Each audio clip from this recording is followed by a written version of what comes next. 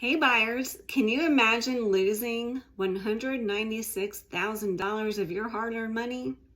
That's what happened to a lady in Kansas who got wire instructions from her agent, from her realtor, that were not the correct wire instructions, and that agent never sent them to her.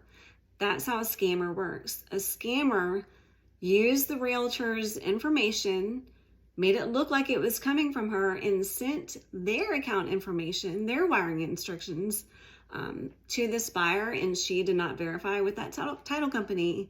So she sent her money, and guess what? She lost $196,000. So moral of the story is, when you get your wiring instructions, I don't care if it looks exactly like what your title company has been sending you, you need to call them directly. And I would even Google their phone number to make sure you're calling the right company. Call them and have them verify that information for you before you do anything.